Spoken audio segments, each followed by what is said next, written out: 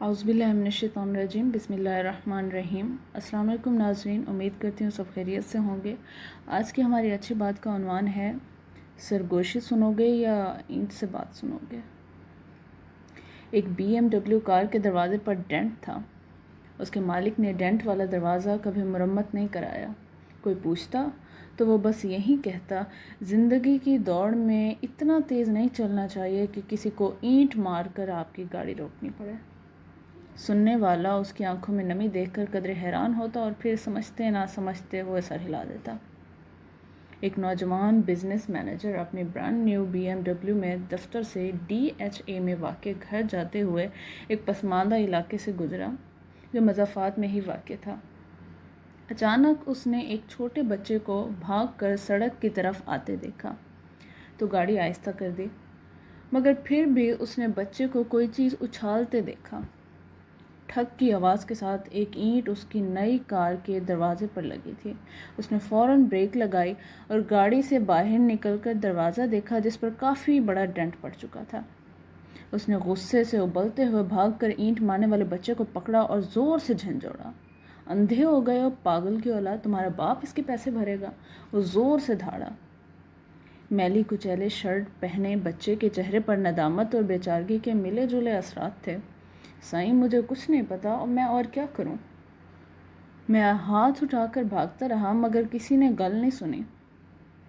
उसने टूटी फूटी उर्दू में कुछ कहा। अचानक उसकी आंखों से आंसू उबल पड़े और सड़क के एक नशेबी इलाके की जानिब इशारा किया। उधर मेरा अब्बा गिरा पड़ा है, बहुत भारी है, मुझसे उठ नहीं रहा था, मैं क्या करता साईं।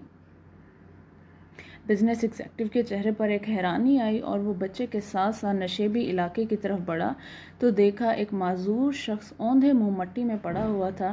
साथ ही एक व्हील चेयर गिरी पड़ी थी।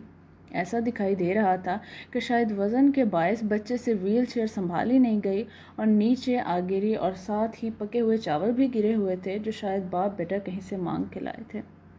साईं, मेहरबानी करो, मेरे अब्बे को उठवा कर कुर्सी पर बिठा दो। अब मैली शर्ट वाला बच्चा बाकायदा हिचकियाँ ले रहा था। नौजवान एग्जेक्टिव के गले में जैसे फंदा सा लग गया। उसे मामला समझ आने लगा और अपने गुस्से पर नदामत महसूस हो रही थी। उसने अपने सूट की परवाह किए बगैर आगे बढ़कर पूरी ताकत लगाकर कराहते हुए माजूर शख्स को उठाया और किसी तरह व्हील चेयर पर बिठा दिया। बच्चे के बाप की हालत गैर थी और चेहरा खराशों से भरा पड़ा था।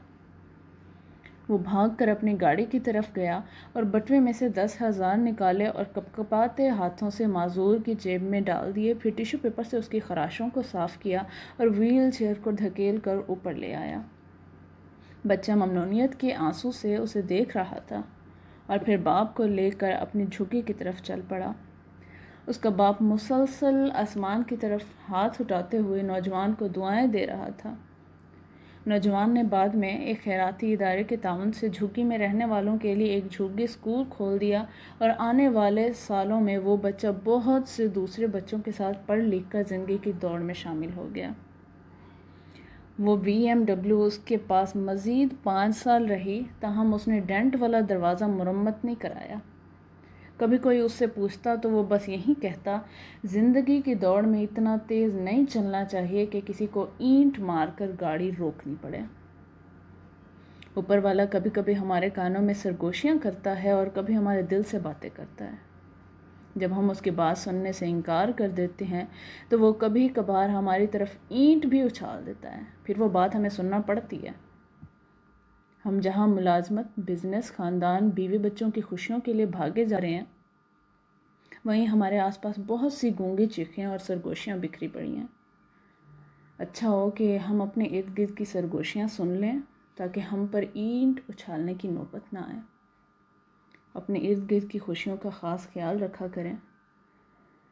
ऐसा ना हो कि आप पर ईंट उछालने की नौबत आए। उम्मीद करती हूँ आज की वीडियो पसंद आई होगी। शाद रहें, आबाद रहें, मुझे अपनी दुआओं में याद रखें। नेक्स्ट वीडियो तक के लिए अल्लाह हाफिज़।